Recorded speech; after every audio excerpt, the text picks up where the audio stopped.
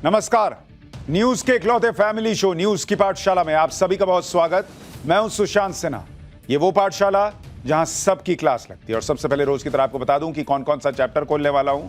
Operation सिंदूर के बाद पहले संसद सत्र के शुरू होते ही कैसे हंगामा मच गया, पीएम मोदी ने ऐसा क्या कह दिया कि हंगामा मच गया, जिसके बारे में आपको दिखाऊंगा। राहुल प्लस इंडी को करारा झटका। ऑपरेशन सिंदूर पर पीएम मोदी अब वो करने वाले हैं जो विपक्ष ने भी सोचा नहीं था। संसद में पीएम मोदी के दफ्तर में अमित शाह और बड़े नेताओं के बीच मीटिंग हुई, उसमें क्या बड़ा फैसला हुआ। पीएम मोदी पर सवाल उठाते कांग्रेस के लिए राहुल और मनमोहन सिंह का वो रिपोर्ट कार्ड जो सारा एजेंडा फोड़कर रख देगा, आज वो भी आपको दिखाऊंगा। इसके अलावा पीएम मोदी चीन बॉर्डर पर राफेल लैंड करवा रहे। उधर भारत से दोस्ती के लिए अलबलाए चीन ने पाकिस्तान को धक्का दिया है क्या। भारत चीन रूस की तिकड़ी बनाने की तैयारी के बीच पीएम मोदी ने बॉर्डर पर चीन का कौन सा भूत उतार दिया, यह भी बताऊंगा। इसके अलावा झांगुर बाबा plus ISIS plus Zakir Naik और हिंदुओं को मुसलमान बनाने की फैक्ट्री पर बड़ा खुलासा हुआ है। टीवी पर उन हिंदुओं की गवाही जो खुद बता रही कि कैसे धर्म परिवर्तन का रैकेट काम कर रहा था, आज आपको देखना चाहिए। लेकिन इन सारी बड़ी खबरों पर जाऊं उससे पहले दिन भर की कुछ और बड़ी खबरें, दिन भर की रिवीजन।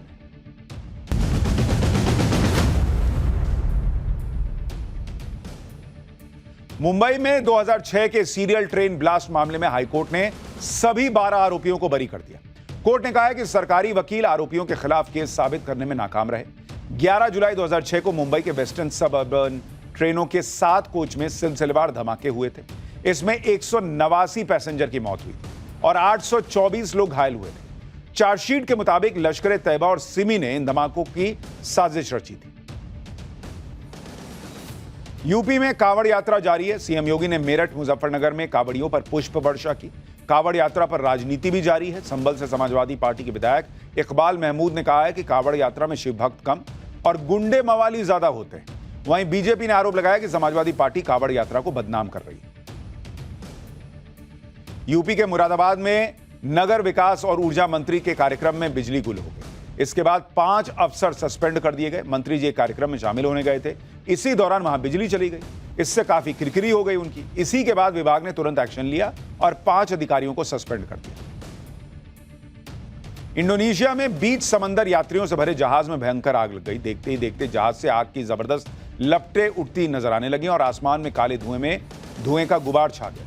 आग की लपटों से बचने के लिए लोग समंदर में छलांग लगाते दिखे। इस हादसे में 5 लोगों की जान चली गई। हालांकि 284 लोगों को बचा भी लिया गया। अमेरिकी राष्ट्रपति डोनाल्ड ट्रंप ने सोशल मीडिया पर पूर्व राष्ट्रपति बराक ओबामा की गिरफ्तारी का एआई वीडियो पोस्ट किया है, जिसमें दिखाया गया है कि बराक ओबामा को एफबीआई एजेंट व्हाइट हाउस के ओवल ऑफिस में गिरफ्तार कर रहे हैं। ओबामा को कॉलर से पकड़कर धक्का देकर नीचे गिरा देते हैं और उनके हाथ में हथकड़ियां लगाते हैं। इस दौरान पास में ही बैठे ट्रंप मुस्कुरा रहे हैं। ट्रंप की पोस्ट के बाद यही चर्चा चल रही है कि क्या ट्रंप सही में ओबामा को गिरफ्तार करवा देंगे।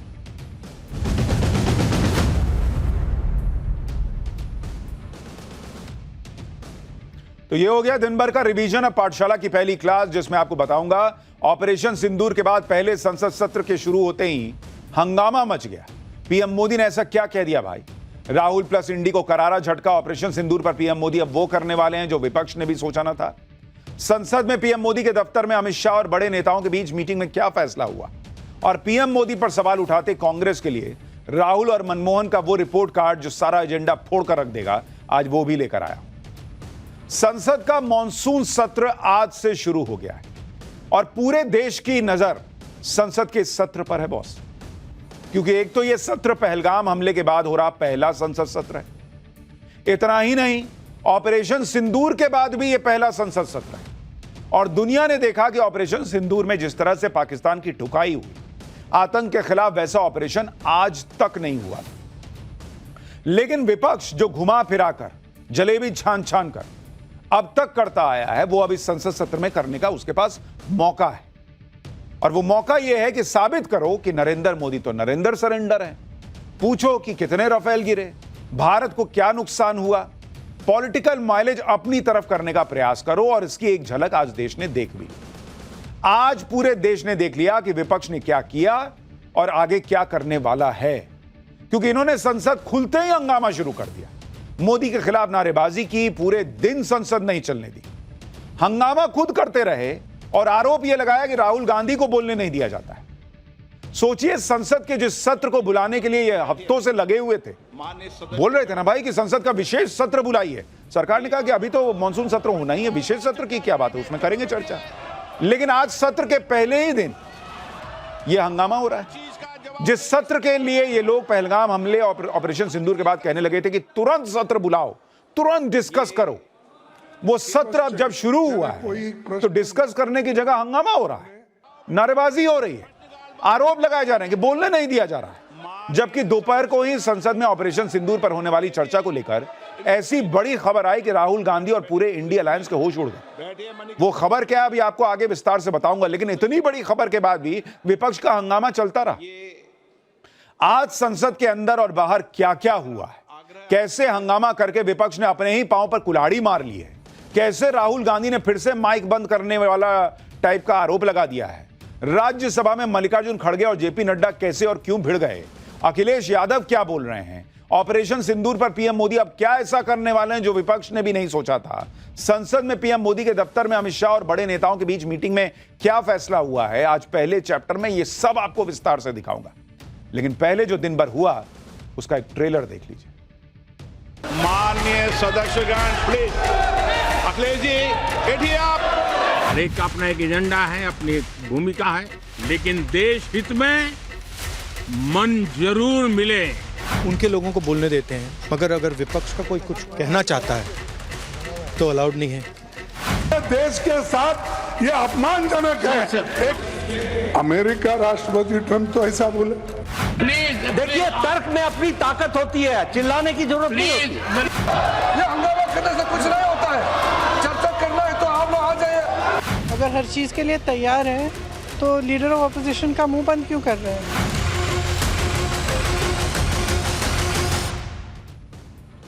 यानी संसद का नया सत्र तो है, लेकिन वही रवैया विपक्ष का, वही पुराना रवैया जो है वो देखने को मिल रहा है।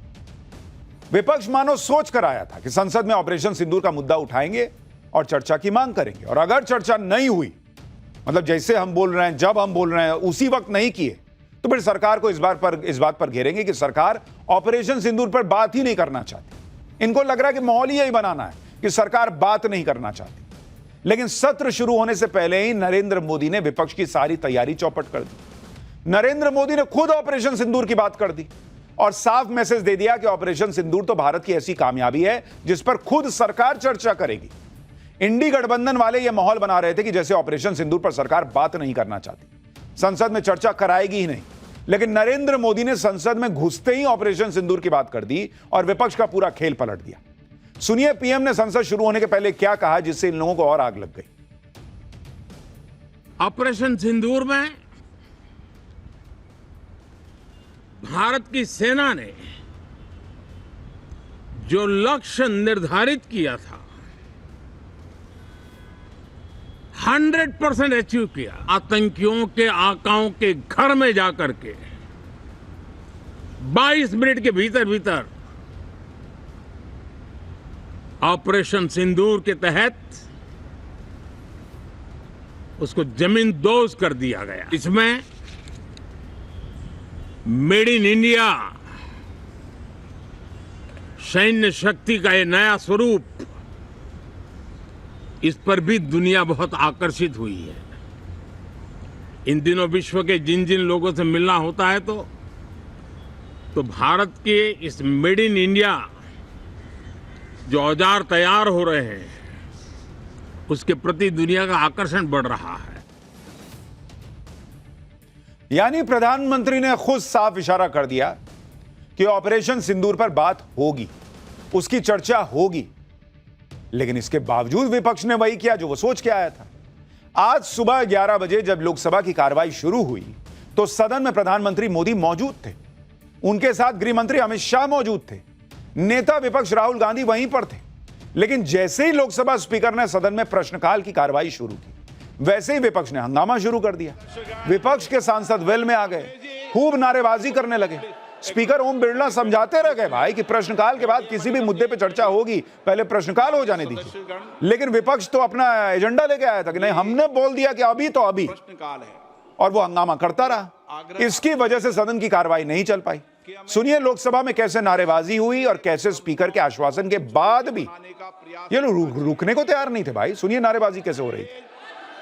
और ये मिथक तोड़ना चाहिए। प्रश्नकाल के होते आप नोटिस दीजिए। ये अखिलेश जी आप सभी सदस्यों तक तख्तिया लेके नहीं आए।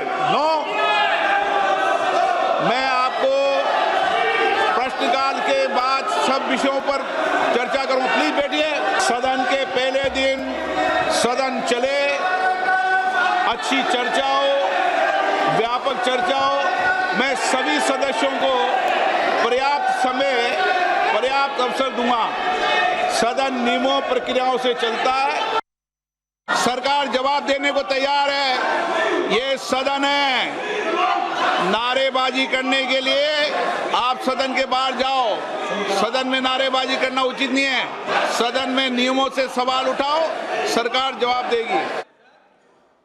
स्पीकर के आश्वासन ने इन लोगों को भाई उन्होंने आश्वासन दिया, लेकिन उससे भी बात नहीं बनी। तो लोकसभा के अंदर मोदी सरकार के मंत्रियों ने भरोसा दिया कि भाई विपक्ष जिस मुद्दे पे बोलेगा उस पे चर्चा होगी। भाई सरकार हर विषय पे चर्चा को तैयार है। पहले संसदीय कार्य मंत्री किरण रिजिजू ने कहा कि 2:30 बजे बिजनेस एडवाइजरी की मीटिंग है, सब बैठ के तय कर लेंगे किस मुद्दे पे चर्चा करनी है, कितनी चर्चा करनी है।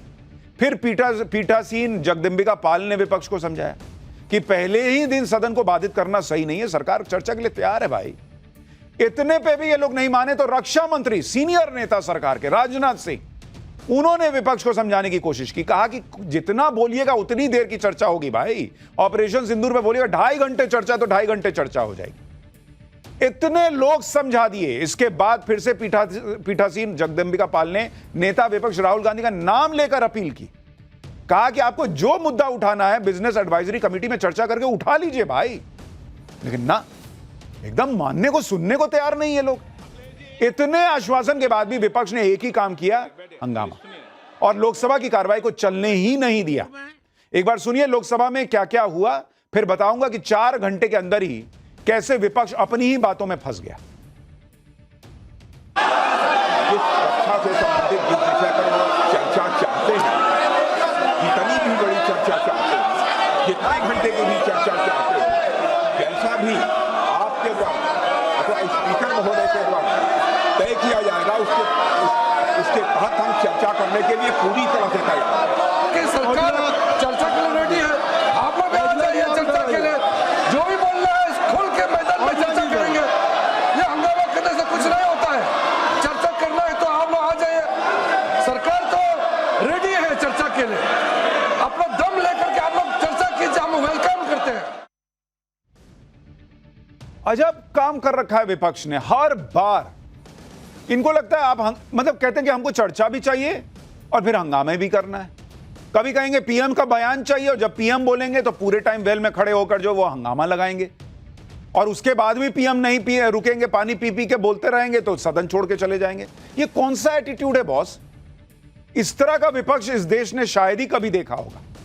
और लोकसभा के अंदर विपक्ष ने पूरा हंगामा किया, ऐसा हंगामा कि उनके सामने बाकी सदस्यों की आवाजें दब गई। लेकिन संसद के बाहर राहुल गांधी क्या माहौल बनाए कि भाई लोकसभा के अंदर विपक्ष को बोलने नहीं दिया जाता है। अरे बॉस, इतना चिल्ला रहे हैं आप लोग कि नेता क्या बोल रहे हैं सरकार की तरफ के, वो सुना ही नहीं दे रहा है, और कह रहे हैं कि बोलने ही नहीं दिया जाता है। एक बार सुनिए राहुल गांधी और प्रियंका वाड्रा को क्या आरोप लगाए, फिर राहुल गांधी जो आरोप लगा रहे हैं उसकी सच्चाई बताता हूं। हाउस में डिफेंस मिनिस्टर को बोलने देते हैं, उनके लोगों को बोलने देते हैं, मगर अगर विपक्ष का कोई कुछ कहना चाहता है तो अलाउड नहीं है। मैं लीडर ऑफ अपोजिशन हूँ, मेरा हक है, तो मुझे तो कभी बोलने ही नहीं देते हैं। दौड़ के निकले हाउस से 1 सेकंड में कि कन्वेंशन कहता है कि अगर सरकार के लोग कुछ बोलें तो हमें भी स्पेस मिलनी चाहिए। हम 2 शब्द कहना चाहते थे, मगर विपक्ष को ये अलाउड नहीं है। Thank you. तो करें चर्चा, बोलने दें एलओपी को, क्यों नहीं बोलने देते? अगर हर चीज़ के लिए तैयार है तो लीडर ऑफ अपोजिशन का मुंह बंद क्यों कर रहे हैं? खड़े हैं बोलने के लिए, बोलने देना चाहिए। तो चर्चा करें अगर तैयार है। अगर एलओपी को कुछ बोलना है 1 मिनट के लिए तो बोलने देना चाहिए। यानी इनके लिए ये ईगो का मुद्दा बन गया कि राहुल गांधी खड़े हुए तो 1 मिनट बोलने कैसे नहीं दिया? यह मुद्दा नहीं है कि भाई ऑपरेशन सिंदूर पे चर्चा क्यों नहीं हो रही है। राहुल गांधी खड़े हो गए तो बस बोलने दीजिए, जबकि स्पीकर कह रहे हैं कि भाई प्रश्नकाल चल रहा है, उसके बाद जिसको जितना बोलना है बोलिए। और राहुल गांधी कहते हैं उनको सदन में बोलने नहीं दिया जाता। क्या नहीं बोलने दिया जाता बॉस? सदन में आंख मारने का उनका वीडियो है, सदन में सबको बोलने का कि जाओ जाओ जाओ वेल में जाके हंगामा करो उसका वीडियो है, पिछले 10-11 साल का बता रहा हूं। पीएम से जाके गले लग जाने का वीडियो है उनका। वो भगवान शिव की फोटो लेकर आकर बोलना चाहते हैं, वो भी कर देते हैं। क्या चीज से रोका गया है भाई? कब नहीं बोलने दिया गया है राहुल गांधी को? लीडर ऑफ ऑपोजिशन तो अब बने, जब नहीं थे तब भी बोले हैं जितना बोलना था, खूब भर भर के बोले हैं। हाँ, यह जरूर है कि जब पीएम बोलते हैं तो बोलने नहीं दिया जाता, हंगामा किया जाता है, और पीएम अपने हिस्से का पानी हंगामा करने वालों को देते हैं कि गला सूख गया होगा, लो पियो फिर हंगामा करो। तो अगर आप कायदे से देखिए तो देश के प्रधानमंत्री को नहीं बोलने दिया जाता है, और बोलते हैं तो सुनने नहीं दिया जाता है देश को। लेकिन राहुल गांधी और प्रियंका वाड्रा कह रहे हैं कि नेता विपक्ष को बोलने ही नहीं दिया जा रहा। अगर ऐसा ही है तो फिर मल्लिकार्जुन खड़गे कैसे बोल रहे हैं बॉस? वो भी तो राज्यसभा में विपक्ष के नेता हैं। राज्यसभा में कांग्रेस अध्यक्ष खड़गे ने पहलगाम से लेकर ऑपरेशन सिंदूर और ट्रंप के दावों पर सब पे सरकार को घेरा। मल्लिकार्जुन खड़गे को बोलने का पूरा मौका मिला, उन्होंने सरकार को घेरने में कोई कसर नहीं छोड़ी। इसी में राज्यसभा में बीजेपी अध्यक्ष जेपी नड्डा से उनकी टक्कर हो गई। आप देखिए खड़गे साहब बोल रहे हैं कि नहीं बोल रहे हैं, और कैसे जेपी नड्डा से उनका टकराव हुआ। खड़गे साहब नेता नहीं है क्या? वो बोल रहे हैं कि नहीं बोल रहे हैं? तो फिर ऑपोजिशन को बोलने नहीं दिया जाता, ये कहां से आया राहुल गांधी के मन में? सुनिए कैसे खड़गे साहब क्या बोल रहे हैं और कैसे जेपी नड्डा से उनका टकराव हो गया। अमेरिका के राष्ट्रपति ट्रंप 24 बार उन्होंने, बाद में सफाई, 24 बार उन्होंने कहा मेरे इंटरफियरेंस से मैं समझौता किया, तभी ये युद्ध थामा ना, ये युद्ध स्टॉप जो हुआ मेरे वजह से हुआ। अरे देश के साथ ये अपमानजनक है। एक अमेरिका राष्ट्रपति ट्रंप तो ऐसा बोले, और सेना प्रमुख भी बोले कि वरिष्ठ डिफेंस अटैची कुछ बेहद संवेदनशील। उन्होंने रूल 267 के संवैधानिक विषयों पर चर्चा नहीं की, वह उस विषय पर चर्चा करने लगे। ऑपरेशन सिंदूर, ऑपरेशन सिंदूर जिसके बारे में, एक मिनट मैडम जी शांत रहिए, शांत रहिए। देखिए तर्क में अपनी ताकत होती है, चिल्लाने की जरूरत नहीं होती। इस हाउस को, इस हाउस के माध्यम से देश में कहीं यह संदेश नहीं जाना चाहिए कि सरकार पहलगाम और ऑपरेशन सिंदूर पर चर्चा नहीं चाहती। हम चर्चा करेंगे, हर तरीके से करेंगे, और ऑपरेशन सिंदूर के सारी पॉइंट्स को देश और दुनिया के सामने रखा जाएगा। राज्यसभा में मल्लिकार्जुन खड़गे बेधड़क बोल रहे हैं। ऐसे में राहुल गांधी का यह आरोप लगाना कि वो विपक्ष के नेताओं को बोलने नहीं दिया जा रहा है, इन आरोपों की पोल तो खुद उन लोगों ने खोल दी जो कई बार लोकसभा अध्यक्ष की जगह पर उनकी सीट पर बैठते हैं। जैसे बीजेपी सांसद जगदंबिका पाल कई बार लोकसभा की कार्रवाई चलाते।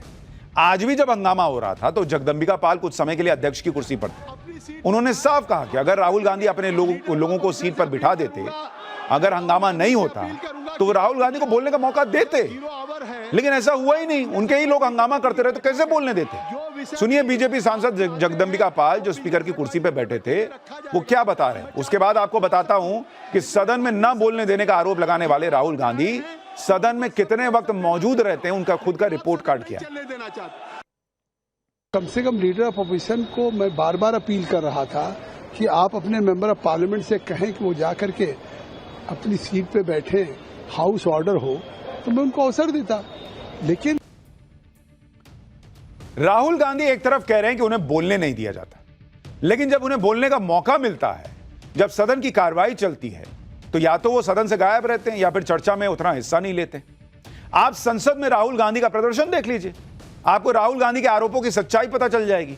मैं आपको बताता हूं, जिस तरह से अगर आप 17वीं और 18वीं लोकसभा का प्रदर्शन देखेंगे राहुल गांधी का संसद में प्रदर्शन, ये आपको पहले 17वीं लोकसभा का प्रदर्शन बताता हूं कि राहुल गांधी नेशनल एवरेज और स्टेट एवरेज, ये 3 कॉलम बना हुआ है। अगर आप अटेंडेंस देखेंगे कि राहुल गांधी का अटेंडेंस कितना रहा भाई 17वीं लोकसभा में? 51%, 51%। इससे पहले वाली जो लोकसभा थी 2019 से 2024 में। तो भाई आप आधे टाइम तो अटेंड ही नहीं कर रहे हैं लोकसभा, और आप कहते हैं बोलने नहीं दिया जाता, जबकि नेशनल एवरेज है 79% का बॉस।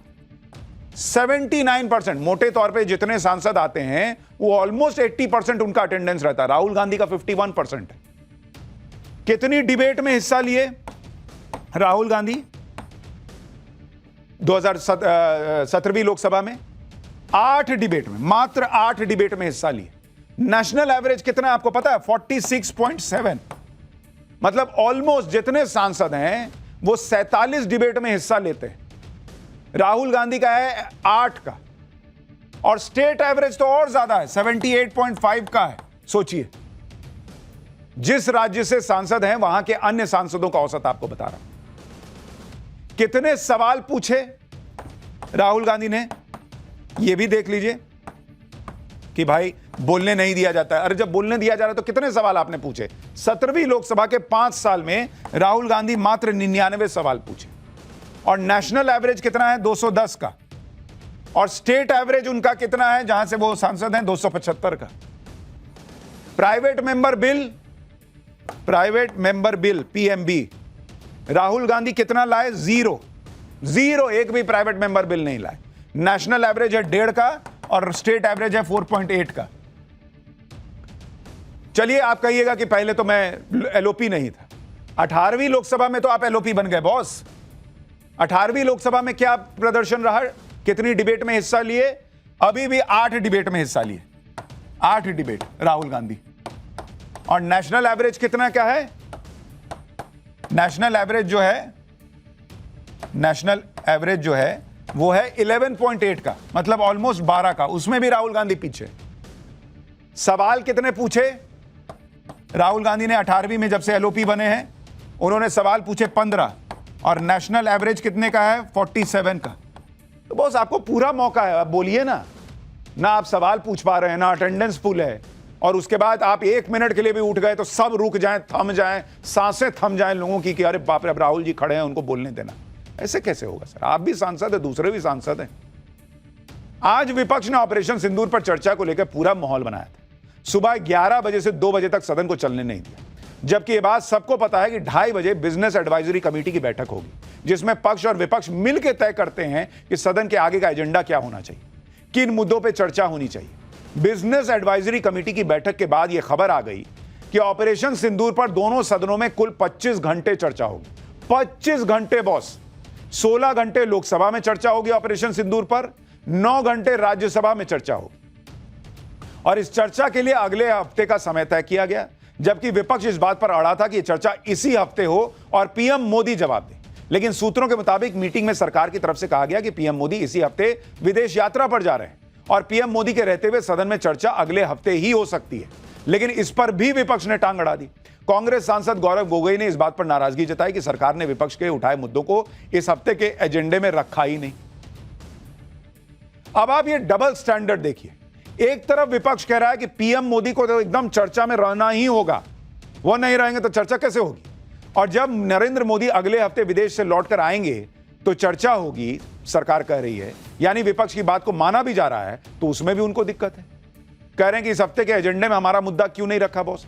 अरे बॉस, तो इसी हफ्ते करना है तो फिर नरेंद्र मोदी नहीं रहेंगे, कर लीजिए। नरेंद्र मोदी विदेश दौरे पे जा रहे हैं, उनका प्रोग्राम बना हुआ है, कोई घूमने थोड़े ही जा रहे हैं, देश के प्रधानमंत्री के तौर पे जा रहे हैं। नहीं, नरेंद्र मोदी भी चाहिए, इसी हफ्ते भी चाहिए, कैसे चलेगा बॉस? गजब ही हाल बना रखे हैं।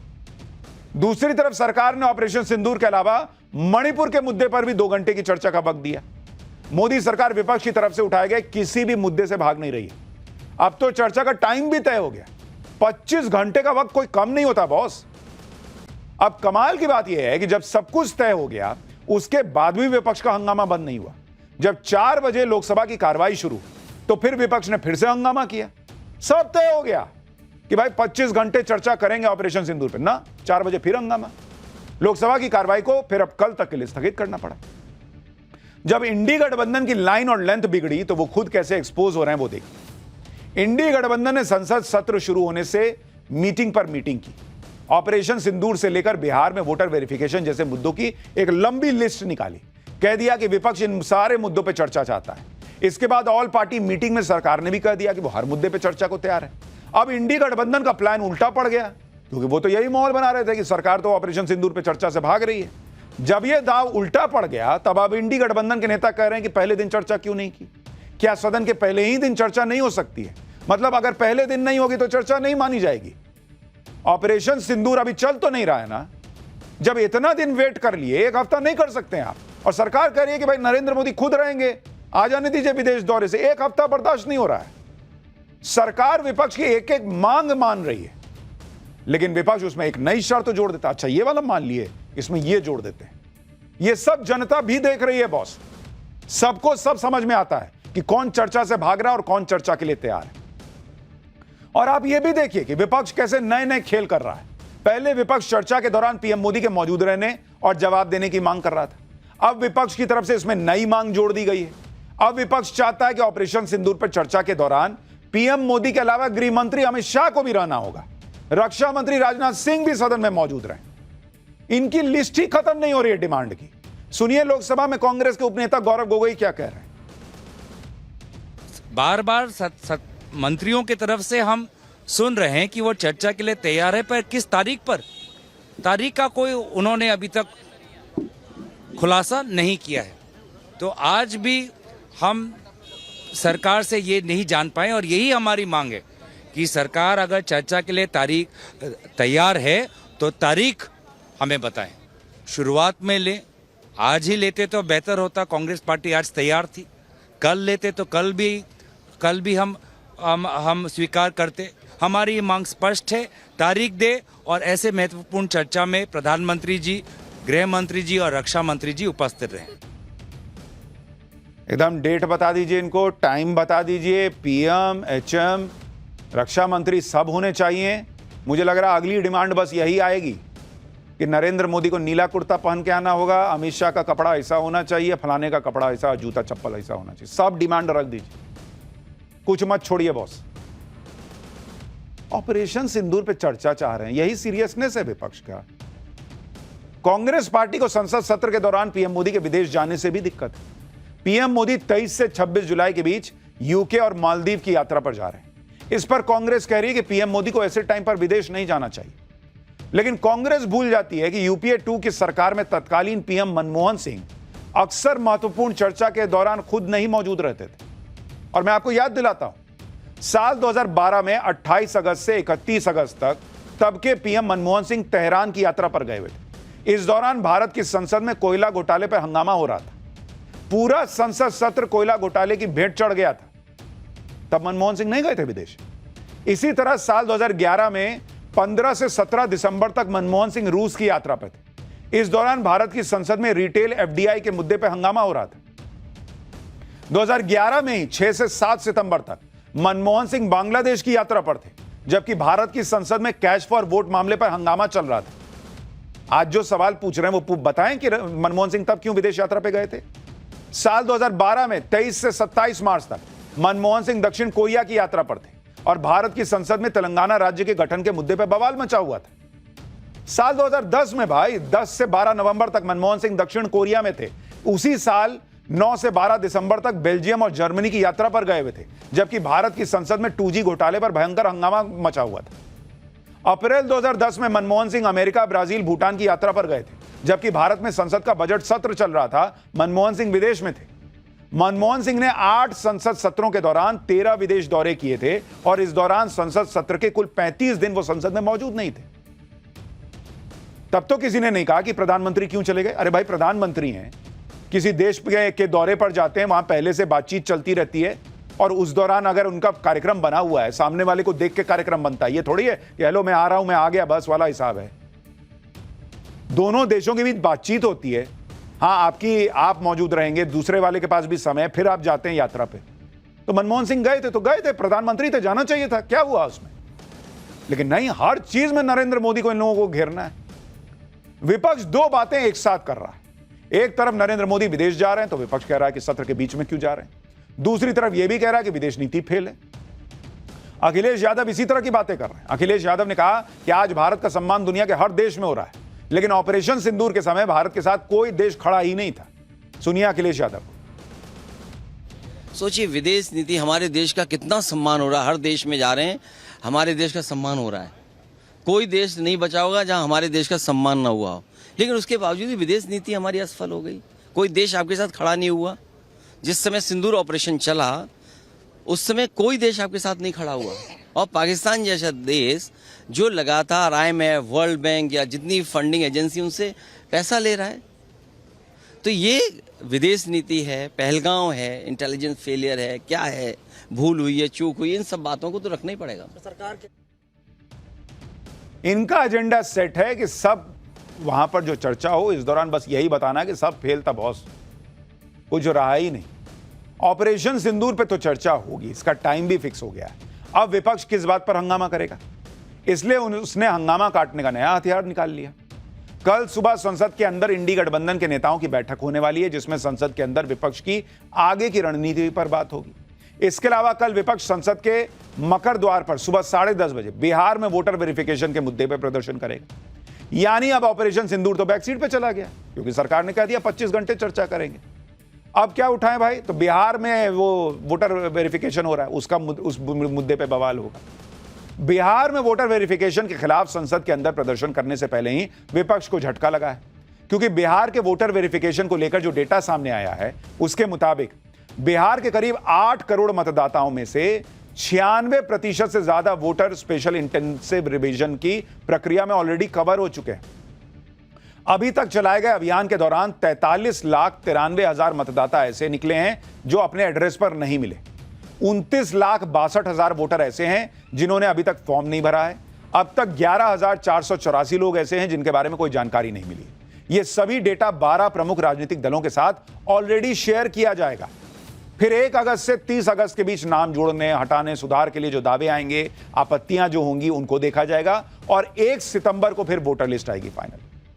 ऑपरेशन सिंदूर के बाद बिहार के वोटर लिस्ट रिवीजन पर भी विपक्ष बवाल काटने की तैयारी कर रहा है, लेकिन उधर नरेंद्र मोदी भी कुछ ऐसा सोच रहे हैं जो विपक्ष को सरप्राइज कर देगा, क्योंकि आज पहले दिन पीएम मोदी ने संसद में अपने ऑफिस में एक बड़ी बैठक की। इस बैठक में अमित शाह थे, जेपी नड्डा थे, राजनाथ सिंह थे, शिवराज सिंह चौहान थे, निर्मला सीतारमण थी, किरण रिजिजू थे, अर्जुन मेघवाल थे। इधर पीएम मोदी ने बैठक की, उधर गृह मंत्री अमित शाह शाम को लोकसभा के स्पीकर से भी मिले हैं। बड़ी बैठक हुई है, बड़े बड़े नेता मौजूद थे, और इसलिए अटकलें तेज हो गई हैं कि क्या पीएम मोदी कुछ बड़ा प्लान करने वाले हैं जो विपक्ष को भी अंदाजा नहीं लग रहा है। लेकिन खैर, पीएम मोदी जो भी सोच रहे हो वो तो पता चल ही जाएगा। इस पूरे संसद सत्र के दौरान पाठशाला में आपको एक एक डिटेल, एक एक एनालिसिस देता रहूंगा, लेकिन फिलहाल पाठशाला में अगला चैप्टर जिसमें आपको बताऊंगा पीएम मोदी चीन बॉर्डर पर राफेल लैंड करवा रहे। उधर भारत से दोस्ती के लिए अलबलाए चीन ने पाकिस्तान को धकिया दिया। भारत चीन रूस की तिकड़ी बनाने की तैयारी के बीच पीएम मोदी ने बॉर्डर पर चीन का कौन सा भूत उतार दिया, आज आपको यह भी बताऊंगा। विपक्ष प्रधानमंत्री नरेंद्र मोदी की डिप्लोमेसी पर सवाल उठा रहा, आज से नहीं उठा रहा, शुरू से उठा रहा। पीएम मोदी के विदेश दौरों पर कह रहा है कि पीएम मोदी संसद सत्र के बीच में विदेश जा रहे हैं। बाप रे बाप, बताइए क्या हासिल होगा इससे। लेकिन यही डिप्लोमेसी है बॉस, जिसके दम पर वो चीन भी आज लाइन पर है, जो चीन पाकिस्तान का सबसे बड़ा दोस्त और हमारा सीधा दुश्मन है। यह वही डिप्लोमेसी है जिसके दम पर आज न सिर्फ चीन बल्कि ट्रंप की भी हेकड़ी नए भारत के सामने निकल जाती। आप देखिए कि मोदी आतंकी पाकिस्तान के दोस्त चीन को ऐसे लाइन पर ले आए कि वो कह रहा है कि आतंकवाद के खिलाफ लड़ाई में वो भारत के साथ खड़ा है। नरेंद्र मोदी ने पहलगाम अटैक में शामिल आतंकी संगठन टीआरएफ को उस अमेरिका से ग्लोबल बैन लगवा दिया जो अमेरिका कुछ समय से पाकिस्तान को पुचकारने में जुटा हुआ था, लल्लो चप्पो कर रहा था। उसने टीआरएफ पे बैन लगा दिया। आप ये भी देखिए कि जिस मालदीव में इंडिया आउट का अभियान चलाया गया था, वो मौजू याद है ना, अब वही मालदीव अपने स्वतंत्रता दिवस में नरेंद्र मोदी को मुख्य अतिथि के तौर पर बुला रहा है। वो मौजू गया था चीन के गोद में बैठने। ऐसा खेल पलटे नरेंद्र मोदी के, अब नरेंद्र मोदी को चीफ गेस्ट बुला रहा है। इसके अलावा पीएम मोदी 23 और 24 जुलाई को ब्रिटिश प्रधानमंत्री कीर स्टारमर के निमंत्रण पर ब्रिटेन भी जाएंगे। यानी मोदी का विजन क्लियर है बॉस, पूरी दुनिया को भारत की ताकत का एहसास करवाना। आप देखिए कि चीन से दबकर पहले की सरकारें बॉर्डर पर सड़कें तक बनाने से कतराती थी, लेकिन नरेंद्र मोदी चीन बॉर्डर पर राफेल लैंड करवाने का इंतजाम कर रहे हैं बॉस। चीन बॉर्डर के बेहद नजदीक एडवांस्ड लैंडिंग ग्राउंड बनवा रहे हैं, ऑल वेदर कनेक्टिविटी के लिए सड़कें बनवा रहे हैं। पीएम मोदी बॉर्डर पर चीन के सिर पर चढ़ा दुश्मनी का भूत उतार रहे हैं और उसका असर दिखना शुरू हो गया है। चीन भारत से दोस्ती के लिए अलबलाया हुआ है, भारत के साथ बात करने के लिए पाकिस्तान को धकिया दे रहा है और इसकी बात आपको विस्तार से बताऊंगा। यह भी आज आपको बताऊंगा कि भारतीय सेना को अब कौन सी हवाई ताकत मिलने वाली है जिसने पाकिस्तान की नींद उड़ाई हुई है। बॉर्डर पर नरेंद्र मोदी ने क्या कर दिया है जो चीन को बड़ा परेशान कर रहा है, लेकिन जो हो रहा है उसका एक ट्रेलर देखिए पहले।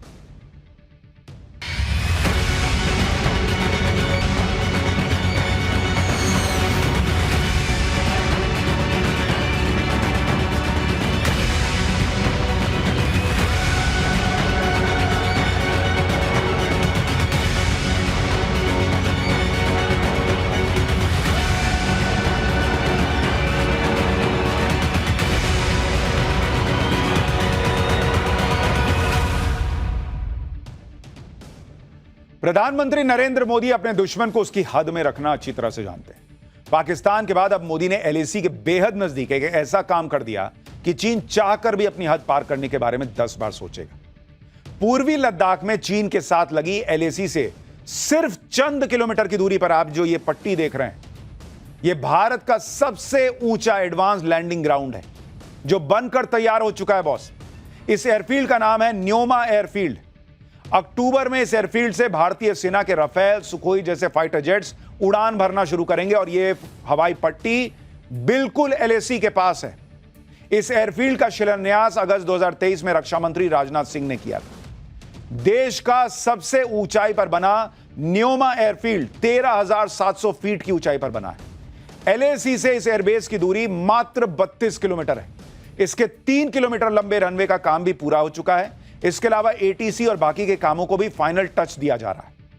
अब आप न्योमा एयरफील्ड की एक सैटेलाइट इमेज देखिए बॉस, जिसमें दिख रहा है कि runway, ATC tower, fighter jets खड़े करने के लिए हैंगर और प्रशासनिक बिल्डिंग सब तैयार हो चुके हैं बॉस।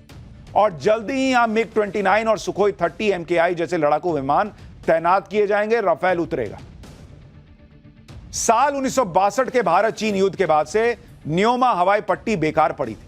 सितंबर 2009 में भारतीय वायुसेना ने इसे दोबारा शुरू किया था, लेकिन अब तक न्योमा का रनवे मिट्टी से बना हुआ था, जिससे सिर्फ C-130J जैसे परिवहन विमान और हेलीकॉप्टर ही उतर सकते थे। साल 2020 में गलवान और डेमचोक देप्सांग में चीन के साथ गतिरोध के वक्त भारतीय वायुसेना ने इसका इस्तेमाल किया था। Mi-17 medium lift, CH-47F Chinook heavy lift helicopter और AH-64E अपाचे अटैक हेलीकॉप्टरों को न्योमा में तैनात किया गया था।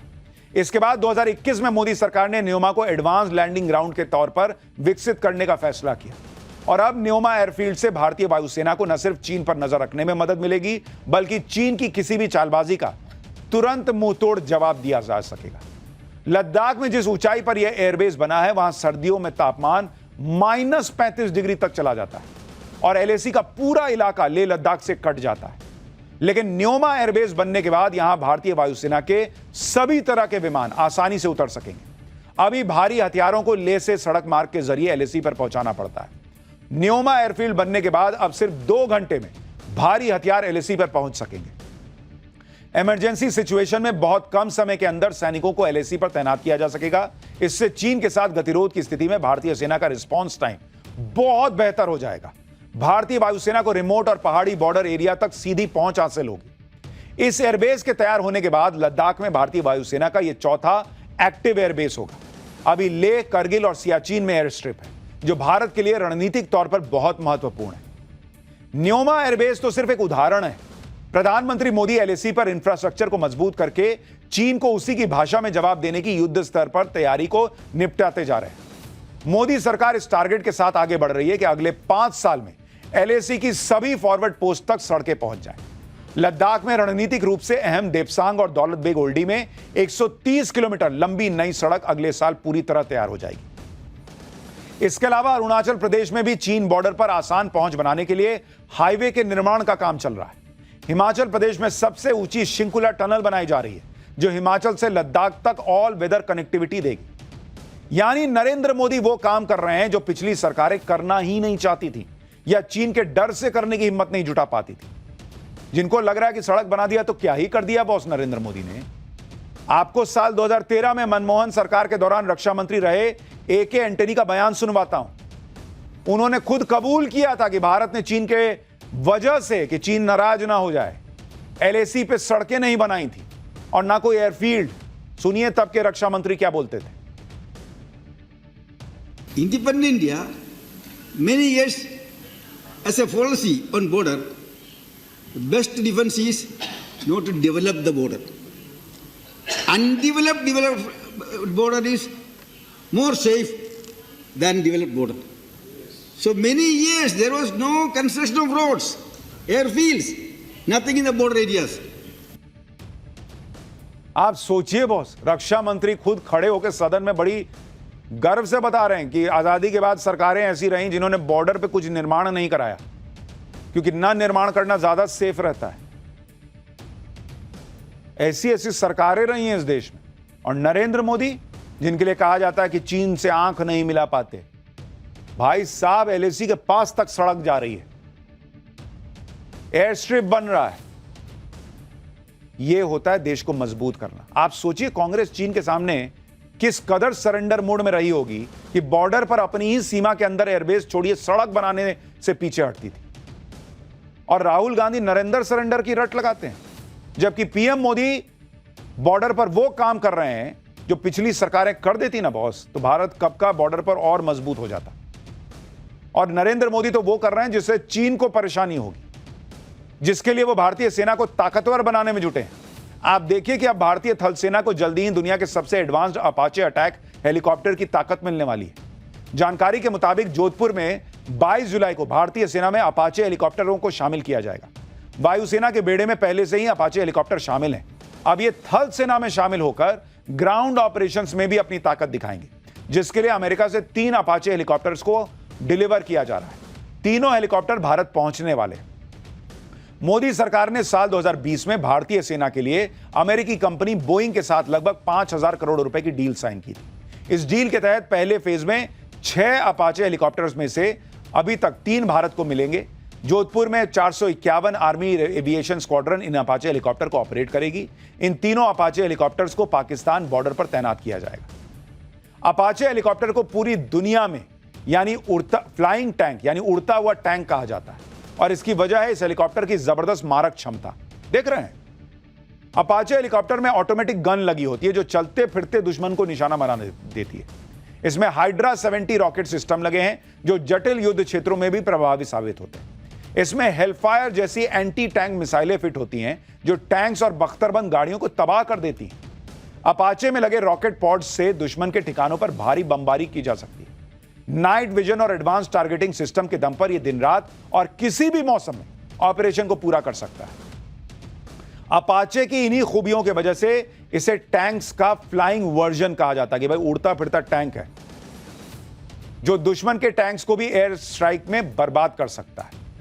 लेकिन एक और बड़ी खबर आ गई है, एक और बड़ी खबर आ गई है इस वक्त। उपराष्ट्रपति जगदीप धनखड़ ने इस्तीफा दे दिया है। बड़ी खबर आ रही है, उपराष्ट्रपति जगदीप धनखड़ का इस्तीफा। और स्वास्थ्य वजहों से कहा जा रहा है कि जगदीप धनखड़ ने उपराष्ट्रपति ने इस्तीफा दे दिया है। यह बहुत बड़ी खबर आ रही है। रविकांत हमारे सहयोगी हमारे साथ जुड़ रहे हैं। रविकांत, क्या हुआ आज दिन में? तो जगदीप धनखड़ दिख रहे थे, अचानक ऐसा क्या हुआ कि उन्होंने इस्तीफा दे दिया? देखिए सुशांत, जो लेटर उपराष्ट्रपति जगदीप धनखड़ ने प्रेसिडेंट ऑफ इंडिया को लिखा है उसमें साफ तौर पर उन्होंने बताया है कि जो डॉक्टर्स की टीम उनको ट्रीट कर रही थी उनके एडवाइस पर यानी हेल्थ इशू को आधार बनाकर उन्होंने अपने पद से इस्तीफा दिया है। इसके साथ ही अगर आप नीचे की लाइंस को देखें तो उन्होंने प्रधानमंत्री से लेकर तमाम जो पार्लियामेंट्री डेमोक्रेसी में उनके साथ काम करने वाले लोग थे उन सभी को धन्यवाद अदा किया है। यानी वजह भले ही कुछ और रही हो, लेकिन जो लेटर सामने आया है उसमें उन्होंने साफ तौर पर हेल्थ इश्यू को ग्राउंड बनाया है, क्योंकि पिछले कुछ समय से देखा जा रहा था कि उनकी तबीयत ठीक नहीं थी। कई मेंबर ऑफ पार्लियामेंट, खुद प्रधानमंत्री उनके स्वास्थ्य के बारे में लेकर चिंतित थी।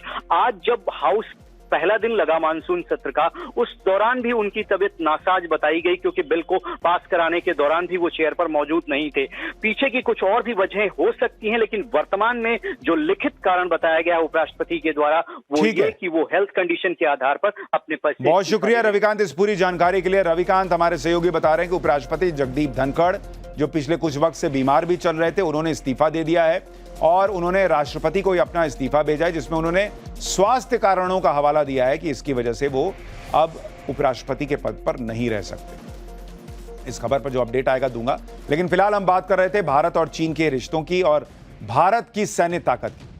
ऑपरेशन सिंदूर में दुनिया ने भारत की ताकत देखी, अब भारत की कूटनीतिक ताकत भी दुनिया देख रही है। क्या अमेरिका, क्या चीन, दोस्त तो दोस्त, दुश्मन भी भारत से भिड़ना नहीं चाहते। पहले अमेरिका ने पहलगाम अटैक में शामिल आतंकवादी संगठन टीआरएफ पर बैन लगाया, अब चीन भी टीआरएफ को नहीं बचाएगा। चीन ने कह दिया है कि आतंकवादी संगठनों को लेकर चीन कोई रहम का बर्ताव नहीं करेगा। चीन के विदेश मंत्रालय ने बाकायदा बयान दिया कि चीन हर तरह के आतंकवाद का सख्त विरोध करता है। चीन 22 अप्रैल को हुए पहलगाम आतंकी हमले की कड़ी निंदा करता है।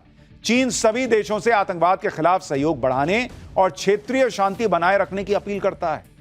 आप सोचिए बॉस, जो चीन अभी कुछ दिन पहले एससीओ लेवल की मीटिंग हो रही थी, उसमें अपने यहां कह रहा था कि पहलगाम का नाम नहीं जुड़ेगा, और उससे ऐसे संबंध जो है वो बदले हैं कि वो भारत से दोस्ती के चक्कर में अब पाकिस्तान को धकिया रहा है। कह रहा है कि पहलगाम जैसा टेररिस्ट अटैक नहीं चलेगा, ना ही वो टीआरएफ का विरोध कर रहा है। जबकि ये तो वो चीन है जो कि लश्कर तैयबा और पता नहीं उसके बड़े बड़े आतंकियों को बचाने में लगा रहता है। इसलिए कहा जा रहा है कि ये नरेंद्र मोदी की डिप्लोमेसी का दम है कि संयुक्त राष्ट्र संघ में पर्दे के पीछे से जैश ए मोहम्मद और लश्कर तैयबा जैसे आतंकी संगठनों का समर्थन देने वाला चीन भी मोदी को अब नाराज नहीं करना चाहता, भारत के साथ रिश्ते सुधारना चाहता है। चीन तो यह भी कह रहा है कि वो भारत के साथ दोस्ती करना चाहता है, जिसके बाद अब वो देश भी लाइन पर आ गए हैं जो चीन के कंधे पर चढ़कर भारत के खिलाफ अभियान चला रहे थे। आप देखिए कि मालदीव के राष्ट्रपति मोहम्मद मोइजू ने मोदी के खिलाफ पलक पावड़े बिछा दिए हैं। मोइजू के आग्रह पर पीएम मोदी 26 जुलाई को मालदीव जा रहे हैं, जहां वो 26 जुलाई को मालदीव के स्वतंत्रता दिवस समारोह में मुख्य अतिथि के तौर पर शामिल होंगे। मोहम्मद मोइजू ने भारत और मोदी के खिलाफ कैंपेन चलाकर 2023 का राष्ट्रपति चुनाव जीता था बॉस। सत्ता में आने के बाद मोइजू ने शुरुआत में भारत को इग्नोर किया, चीन और तुर्की जैसे देशों के साथ संबंध बनाने की कोशिश की। इसके बाद नरेंद्र मोदी ने भी सख्ती दिखाई और मालदीव की आर्थिक मदद कम कर दी। इसके बाद अक्टूबर 2024 में मोइजू भारत यात्रा पर आए थे और भारत से मदद की गुहार लगाई थी। तब भारत ने मालदीव को दोबारा कर्जा भी दिया था। रिपोर्ट के मुताबिक मोइजू सरकार मालदीव में विकास परियोजनाओं के लिए भारत से लगभग 70,000 करोड़ रुपए उधार लेने की कोशिश कर रही है। ये वो योजनाएं हैं जिनको चीन ने फंड करने का वादा किया था, लेकिन चीन ने अपना वादा पूरा नहीं किया और मालदीव की कई प्रमुख विकास परियोजनाएं अटक गई। रिपोर्ट के मुताबिक अपनी मालदीव यात्रा के दौरान पीएम मोदी भारत की तरफ से फंडेड कई परियोजनाओं का उद्घाटन भी करेंगे। पीएम मोदी का मालदीव के स्वतंत्रता दिवस समारोह में बतौर चीफ गेस्ट शामिल होना यह बताता है कि मोइजू की सारी हेकड़ी निकल चुकी है। आप यह भी देखें कि एक तरफ तो नेटो में शामिल देश भारत पर दबाव बना रहे हैं कि रूस से तेल मत खरीदो, रूस से सारे रिश्ते तोड़ दो, वरना 100% टैरिफ लगा देंगे।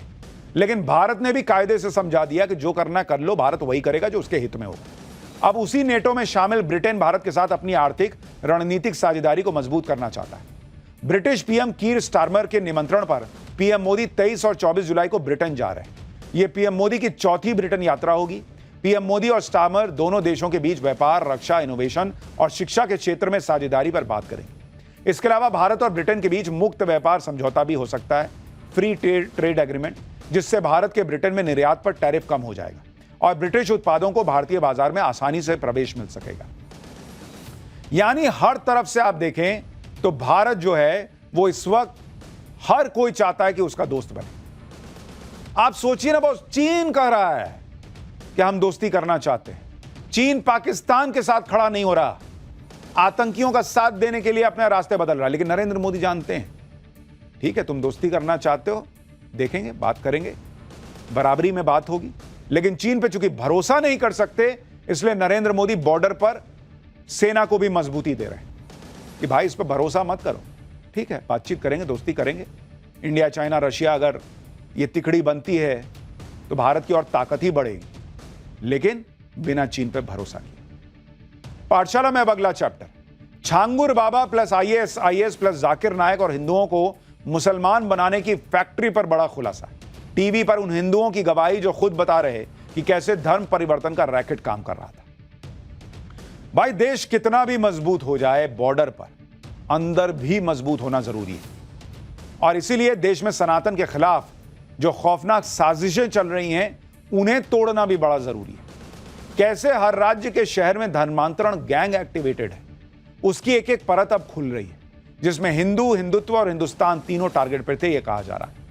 छांगुर बाबा उर्फ जलालुद्दीन के धर्मांतरण गैंग पर लगातार बड़े बड़े खुलासे हो रहे हैं। यूपी के बलरामपुर में छांगुर की धर्मांतरण फैक्ट्री में बुलडोजर एक्शन के बाद से हिंदू बेटियों के धर्मांतरण की साजिश पर खुलासों की झड़ी लग गई। लेकिन सबके बीच झांगुर से भी बड़े और खतरनाक धर्मांतरण गैंग का भंडाफोड़ हुआ। खूंखार आतंकी संगठन आईएसआईएस के मॉड्यूल पर भारत में हिंदुओं को मुसलमान बनाने की फैक्ट्री चलाई जा रही थी, आरोप लग रहा है, और उन्हें आत्मघाती हमले के लिए तैयार किया जा रहा था। आगरा में 2 हिंदू बेटियों को कैसे फिल्म केरला स्टोरी की तरह जाल में फंसाकर मुसलमान बनाया गया, और इस साजिश का भगोड़े जाकिर नायक से क्या कनेक्शन निकला। सनातन को मानने वाली 2 बहनें ब्रेन वॉश के बाद अपने ही धर्म के खिलाफ हथियार उठाने को क्यों तैयार हो गईं। आज पाठशाला में धर्मांतरण गैंग की साजिश के एक एक डिटेल को आपके सामने रखूंगा। पहले रोंगटे खड़े कर देने वाले खुलासों की एक झलक देखिए।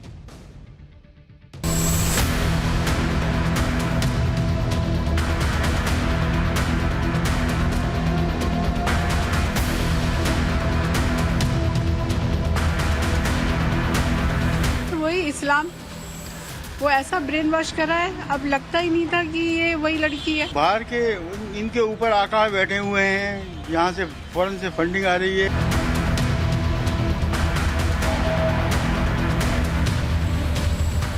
उनमें से एक का उसके अपने चेंज्ड फेसबुक पर AK-47 के साथ फोटो है। ये स्टाइल जो है, मैंने कहा कि वो आईएसआईएस का स्टाइल है।